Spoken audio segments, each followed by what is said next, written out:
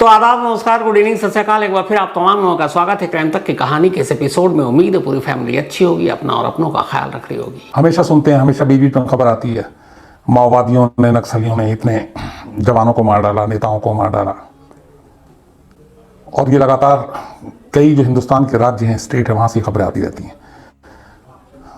चाहे वो छत्तीसगढ़ हो, यूपी हो, बिहार हो, आंध्र प्रदेश हो, महाराष्ट्र हो, उड़ीसा हो, बंगाल हो, इन जगहों से लगातार खबरें आती रहती हैं। लेकिन आजकल जो सबसे ज़्यादा खबरें आती हैं ऐसी, वो छत्तीसगढ़, खासतौर पे वो जो पूरा दंतेवाड़ा और बस्तर का रीजन है, वहाँ से ये सारी चीज़ें आती हैं। लेकिन ये एक्चुअली नक्सलवाद है क्या, और नक्सलिज्म क्या है, नक्सल किसको कहते हैं, इसकी शुरुआत कहाँ से हुई, मैं कोशिश करूँगा आपको आज इस बारे में पूरी जो भी इसकी कहानी है वो बताऊँ। इसकी शुरुआत होती है, ये जो अपने आप में नक्सल जो शब्द जुड़ा है, ये एक इलाका है नक्सलबाड़ी। ये पश्चिम बंगाल में बहुत खूबसूरत जगह है, दार्जिलिंग। कई बार मैं गया हूँ और वहाँ पे टी गार्डन है, और उसी दार्जिलिंग के पास एक नक्सलबाड़ी इलाका है जो नेपाल के बॉर्डर से लगता है। और इस पूरे आंदोलन की जो शुरुआत होती है, जो जन्म होता है, वो नक्सलबाड़ी से होता है, और इसीलिए इसका नाम आगे चलकर नक्सल हुआ था। बात 1967 की है।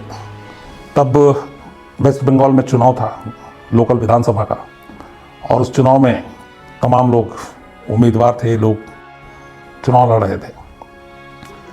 एक ट्राइबल लीडर था, जंगल संथाल। जंगल संथाल ने भी चुनाव लड़ा, लेकिन वो चुनाव हार गया। और ये चूंकि ट्राइबल को लीड कर रहा था, ट्राइबलों का वहाँ पे लोकल में नेता हुआ करता था, तो चुनाव हारने के बाद इसने फिर इसे लगा कि नहीं, जब तक हमारे लोग इकट्ठे नहीं होंगे, उनके लिए कुछ नहीं किया जाएगा, तब तक शायद चुनाव में कामयाबी भी नहीं मिलेगी।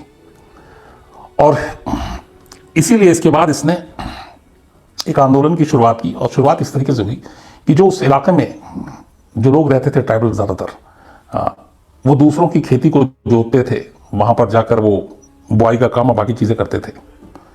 और इन लोगों का मानना था कि जो जोतदार थे, जो ज़मींदार थे, जो अमीर लोग थे, वो गरीबों का शोषण करते हैं, उनका पूरा हक नहीं देते हैं।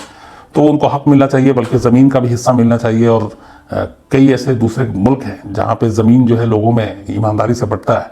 तो यहाँ ये नहीं कि एक ज़मींदार, उसके पास 100 बीघा ज़मीन हो और एक के पास 1 बीघा भी ना हो। तो इस तरीके का कोई सिस्टम होना चाहिए, ताकि अमीर बहुत ज़्यादा अमीर ना हो और गरीब बहुत ज़्यादा गरीब ना हो। तो ये सारी सोच थी।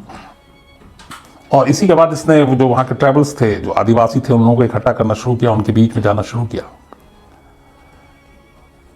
इस बीच में संथाल को जो है, जंगल संथाल को साथ मिला एक मजूमदार जो है, वो एक लीडर, और एक और लीडर थे, सान्याल, इन दोनों का।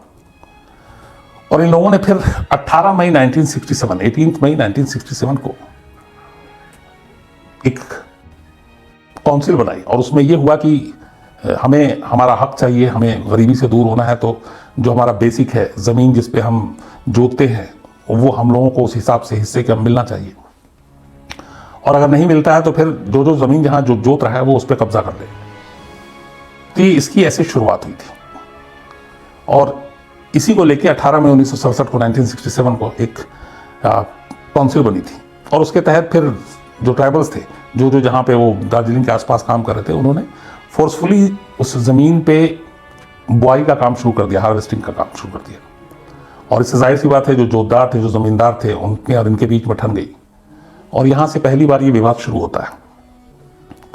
और इसी के बाद जब ये ज़बरदस्ती सारी ज़मीन पे लोगों ने बुआई शुरू कर दी, ट्राइबल्स ने कब्जा एक तरह से शुरू करना शुरू किया, तो 23 मई 1967 यानी 18 मई को ये एक रेजोल्यूशन पास हुआ था, काउंसिल बनी थी। और उसके 5 दिन के बाद जो ज़मींदार और बाकी लोग थे, उन्होंने जब शिकायत की, तो वहाँ पे एक पुलिस टीम पहुँचती है ये कब्जा हटाने के लिए। और इस पुलिस टीम की जो अगुवाई कर रहे थे वो इंस्पेक्टर सोनम वांगड़ी थे। तो ये वहाँ पे एक गांव में जाते हैं, और जिस गांव पे ज़मीन और सबसे ज़्यादा उसका था, वहाँ पे जो लोगों ने कब्जा कर रखा था फोर्सफुली, तो उसको खाली कराने की कोशिश करते हैं। लेकिन उल्टा यहाँ पे असर ये हो जाता है कि पुलिस पार्टी को गाँव वाले और जो ट्राइबल्स थे वो घेर लेते हैं, और घेरने के बाद उनके ऊपर हमला कर देते हैं, और उनका ट्रेडिशनल जो तीर और कमान से, और इसमें एक सब इंस्पेक्टर की मौत हो जाती है। बाकी पुलिस वाले जो है वो फिर चारों तरफ से चूंकि घिरे हुए थे, तो अपना हथियार वहीं फेंक के और किसी तरह जान बचाकर वहाँ से भाग जाते हैं। हालांकि ये कि बाद में सारे जो ट्राइबल्स थे जो वहाँ पे उस दिन हंगामा कर रहे थे, वो पुलिस के सारे वेपन्स को उठाते हैं और ले जाकर नज़दीक के पुलिस स्टेशन में वापस जमा कर देते हैं। ये शुरुआत थी 23 मई को। इसको लेके बहुत ये भी हुआ कि पुलिस डर के भाग गई, मैदान छोड़कर भाग गई, लेकिन पुलिस के अंदर भी इस चीज़ को लेकर गुस्सा था। तो इस हादसे के 2 दिन बाद यानी 23 मई 1967 को ये इंसिडेंट हुआ था। 25 मई 1967 को और ज़्यादा फोर्स के साथ पुलिस की टीम एक गांव में पहुंचती है इस सब इंस्पेक्टर के कातिलों की तलाश में, और उन लोगों की जिन्होंने पुलिस टीम पे हमला किया था। और उन्हें पुलिस को खबर थी कि ये शायद नक्सलबाड़ी गांव के आसपास है ये लोग। तो पुलिस की टीम जब पहुंचती है तो नक्सलबाड़ी पहुंचते ही गांव वाले दोबारा पुलिस का रास्ता रोक लेते हैं। रास्ता रोकने के बाद गांव वाले फिर से उनके ऊपर आगे बढ़ने से रोकते हैं, प्रोटेस्ट करते हैं। बहुत सारी औरतें थी जो वहाँ पे, चूंकि चाय के बागान में ये सारे काम करते हैं, तो महिलाएं अपने बच्चों को भी पीठ पे बांधी हुई थी। और उसी दौरान में ये पुलिस की टीम पहुंचती है और उनको रोका जाता है। तो पुलिस इस बार चूंकि फोर्स ज़्यादा थी और जब देखती है कि भीड़ बेकाबू है तो पुलिस ओपन फायर कर देती है, और इसमें कुल 11 लोग मारे जाते हैं, जिसमें महिलाएं भी थी। और 11 लोगों का उस वक्त तक भी अंदाजा नहीं था कि पुलिस इस तरह से कुछ करेगी, लेकिन पुलिस की गोली चलती है और 11 लोग मारे जाते हैं। इस एक इंसिडेंट ने इस पूरे नक्सल मूवमेंट को हवा दे दी। इस खून खराबे को लेकर फिर पूरा विरोध जो है वो न सिर्फ दार्जिलिंग और उसके आसपास बल्कि धीरे धीरे वहां से निकलकर बाहर तक पहुंचना शुरू हो जाता है। फिर वो आंध्रा हो, बिहार हो, यूपी हो, उड़ीसा हो, और अब लोग अपने ये जो कि हमें जो बेसिक हमारा हक है, जमीन जिसकी हम जुताई करते हैं उसका हमारा मेहनताना ज़्यादा मिलना चाहिए, जमीन पे हमारा हक होना चाहिए। अब ये सारे अधिकारों की मांग जो है वो और तेजी से उठने लगी। और इस जो 11 लोगों की पुलिस के हाथों मौत हुई, इसके बाद लोग और गुस्से में थे। उधर मजूमदार जंगल जो है, ये सारे लोग, अब इन लोगों ने वहाँ पे खासतौर पे दार्जिलिंग के आसपास जो चाय के बागान है, बाग थे, वहाँ के लोगों को उन सबको इकट्ठा करना शुरू किया। और फिर ये हुआ कि अब जबरदस्ती जो है जमीनों पे जो जहाँ काम कर रहा है, जोत रहा है, उस पर कब्जा करे। तो अब उसके बाद अचानक तस्वीर और ये हो गई कि एक तरफ पुलिस की गोली से जो मारे गए लोग, गुस्सा था ही था ट्राइबल्स में, और अब ये चीजें कि जबरन गुस्सा करो, इसके बाद जबरन कब्जा करो, ये पूरा आंदोलन फैलता गया। और इसके बाद अब निशाने पे जो आने लगे वो जोतार, जमींदार, नॉन ट्राइबल्स के ऊपर अब हमला शुरू हो गया, और इसमें बहुत सारे लोगों की जान चली गई। और ये मूवमेंट जो है वो धीरे धीरे बढ़ता गया। अब इस दौरान में ये सिर्फ बंगाल या फिर दार्जिलिंग या फिर नक्सलबाड़ी तक ये सीमित नहीं रहा। क्योंकि नक्सलबाड़ी में ये इंसिडेंट हुआ था इसलिए इसको बाद में नक्सल से जोड़ा गया, लेकिन अब ये चीजें धीरे धीरे सारी चीजें बढ़ती गई और इनके आंदोलन बढ़ते गए और ये बाकी स्टेट में भी फैलता गया। और इसके साथ बड़ी तादाद में नौजवान जुड़ने शुरू हो गए, जो बेरोजगार थे, जो गरीब थे, जो ट्राइबल थे। उनको लगा कि जो उनके नेता कह रहे हैं उससे हमारा भला होगा, तो वो जुड़ना शुरू हो गया। हालांकि इसमें यह था कि शुरुआत बड़ी जो मंशा ये थी कि बराबरी, गरीबी दूर हो, वो सारी चीजें हो। लेकिन जब इसमें हथियार बीच में आ गया, क्योंकि उनके कुछ नेताओं का ये मानना था कि शराफत से कुछ मिलना नहीं है, तो इसको जबरदस्ती करना पड़ेगा, उसके लिए ताकत का इस्तेमाल करना पड़ेगा, फोर्स का इस्तेमाल करना पड़ेगा, और उसके लिए फिर चाहे जो भी करे आप हिंसक हो जाए। तो ये जब सोच आनी शुरू हुई तो फिर ये पूरा आंदोलन जो है वो हिंसक होता गया। उस वक्त ज्योति बसु होम मिनिस्टर हुआ करते थे वेस्ट बंगाल में, और वो भी इसको कंट्रोल नहीं कर पाए। फिर ये सारी चीजें जब हुई तो वेस्ट बंगाल में सरकार भी गिराकर वहां पे राष्ट्रपति शासन लगा, फिर दोबारा चुनाव हुआ, फिर सरकार आई। लेकिन 1972 में मार्च में जब चुनाव हुआ वेस्ट बंगाल का विधानसभा का दोबारा, तो इस बार जो लेफ्ट की सरकार थी वहां हार गई, और ये सारे मूवमेंट कहते हैं कि जो आंदोलन था, नक्सलबाड़ी का जो इंसिडेंट था, ये सारी चीजें उनके खिलाफ नहीं, और वहां पे कांग्रेस की मेजोरिटी में सरकार आ गई। जब कांग्रेस की सरकार आई तो लेफ्ट में चूंकि एक धड़ा ऐसा था जो नक्सल मूवमेंट जो लोग चला रहे थे उनके साथ सॉफ्ट कॉर्नर भी था, तो वो नहीं चाहते थे कि दमन और ताकत का इस्तेमाल हो, तो गिरफ्तारियां भी उस हिसाब से नहीं हो रही थी। हालांकि उन्होंने छुटपुट की है कि अलग अलग दबिश डाली, करीब 1000 ऐसे लोगों को जो इस आंदोलन से जुड़े थे गिरफ्तार करके जेल भेजा, लेकिन जो उनके बड़े लीडर थे वो सब भाग चुके थे, हाथ में नहीं आए।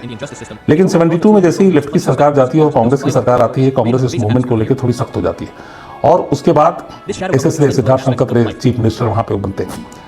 और ये होता है कि इस मूवमेंट को किसी तरह कुचलना है, दबाना है। तो इस आदेश के बाद वहां पे धरपकड़ शुरू हो जाती है। जो They may allow Sanyal, school or handbook jungle to Santhal but will और never Majumdar, implement a project that strengthens the state in presence. सबको गिरफ्तार किया जाता है This creates a paradox और इन सबको जेल भेजा जाता where है। the people they claim to represent are denied access to a हालांकि safe development सान्याल को program, 1977 में फिर that बेल पे बाहर ironically छोड़ दिया जाता है, लेकिन जो जंगल संथाल था The area इसकी गिरफ्तारी के बाद improvised explosive devices, ये IEDs, explosions and targeted killings that define the police conflict. Station में रखा जाता है और पुलिस स्टेशन में इसकी गिरफ्तारी के करीब हफ्ता 10 दिन के बाद ही कस्टोडियल डेथ हो जाती है। ये भी इल्जाम लगता है कि इसको पुलिस ने टॉर्चर किया था और इस वजह से उसकी जान चली गई। These attacks are designed बाकी जो दो नेता थे to demoralize the security forces, seize उनको weapons, establish जेल में their रखा जाता है The targets और of violence are not limited to security personnel. इस तरीके से सरकार कोशिश करती है कि ये आंदोलन दबा जाए, दाब दिया जाए, लेकिन ये होता नहीं है, बल्कि धीरे धीरे बड़े ही सिस्टमेटिक तरीके से ये आंदोलन पूरा और भी बढ़ता जाता है। और इसके बाद Choking supply lines and shrinking the areas where cadres can operate freely. Hindustan का एक बड़ा इलाका Equipped with advanced technology and Naxal drone imaging sensors, the security forces are now able to के penetrate प्रभाव में आ जाता है leading to a significant और increase in encounters and the elimination of key Naxal leaders. इसके बाद अब This conflict मारकाट has severely और ये weakened सारी their चीजें शुरू हो जाती हैं। The constant threat of raids is disrupting their command structure and making it difficult to अब organize जब ये सब कुछ हो रहा था तो उसके बाद हिंदुस्तान में कई ऐसे, जैसे आंध्रा में है, जो एसटीएफ का गठन हुआ, कई ऐसे स्पेशल फोर्स बनाए गए सिर्फ और सिर्फ नक्सल को रोकने के लिए, ताकि इनके ऊपर काबू पाया जा senior सके। leaders has created a vacuum and the continued breakdown of their supply chains has led to a shortage of armament. लेकिन काबू पाने की बजाय उल्टा ये हुआ कि बीच बीच में ये और ज्यादा हिंसक होते गए और इन्होंने बहुत सारे बड़े बड़े इंसिडेंट्स को अंजाम दिया। The district reserve guard, DRG, making them जो the state in its counterinsurgency operations. एक डेटा है 2005 से लेकर 2016 तक का, Changing. उसके हिसाब से नक्सल मूवमेंट के जरिए हमारे देश में करीब 12,000 आजादी के बाद से लोगों को मारा देश का गया, लोकतंत्र उनका कत्ल किया गया। लगातार मजबूत हो रहा है। आजादी में छिपी आधुनिक जिसमें से उन्नति लगभग 2700 जब देश के कुछ पुलिस पर्सनल या सीआरपीएफ के जवान हैं। लोग अब यहाँ एक चीज और भी देखने लायक है कि का सहारा लेने लगे। मतलब ये जो 12,000 लोग मरे, इसमें से करीब 9,000 से ऊपर सिविलियंस हैं और बाकी 2700 के आसपास सीआरपीएफ और बाकी जो है उनके लोग हैं। कहां से अब इसी पीरियड में इसी होम मिनिस्ट्री का डेटा है के शुरू होने की कहानी और वो ये है उनको समझाने के लिए पार्टी को कि जम्मू कश्मीर में जहाँ पे हमारे से एक अलग पार्टी बॉर्डर है, जिसे कि वहां पे जो जवान शहीद हुए उनकी पूरी तादाद जो है से अलग होकर सीपीएम वो करीब नेताओं में कानू सान्याल ने गुप्त तरीके से चीनी नेताओं अगर मैं ये से जाकर अप्रैल 16 तक का डेटा है, मुलाकात की। कानू सान्याल उसमें यह है कि हमारे जनक माना जाता है। नक्सलवाद 1885 और प्लस एक लास्ट था 1914 लोग जो सीआरपीएफ और जवान हैं वो नक्सल के हाथों मारे गए, जबकि आंदोलन का नाम कश्मीर में गांव पर नक्सलवाद 1369 आंदोलन ने किसानों सिक्योरिटी 1369 करने वाले ये इस पीरियड के दौरान लगभग 2 दशक में 20 साल कई में बार पुलिस ये और शहीद किसानों के हुए। बीच तो मतलब जो बॉर्डर पे हमारे जवान लड़ रहे हैं पुलिस की गोली से उनकी तादाद कम है, जो नक्सल के हाथ मारे गए उनकी तादाद ज्यादा है। दिन तक जारी रहा। अभियान के दौरान इवन के बड़े जो नॉर्थ ईस्ट का पूरा एरिया है, असम, अरुणाचल प्रदेश, मणिपुर, मेघालय, नागालैंड, मिजोरम, त्रिपुरा, सिक्किम, वहां पे भी कुछ चीजें होती रहती हैं। वहां पे भी 609 चारू मजूमदार जो हमारे सिपाही हैं वो शहीद हुए। तो मतलब चारू मजूमदार की मौत के इसी तरह देखते रहे। क्रिस गेल पता नहीं आउट हो गया कि नहीं, जब मैं आपसे आ रहा था तो अच्छा खेल रहा था क्रिस गेल, और बस मैं क्रिस गेल का ही फैन हूँ। नक्सलवाद के अधिकांश बाकी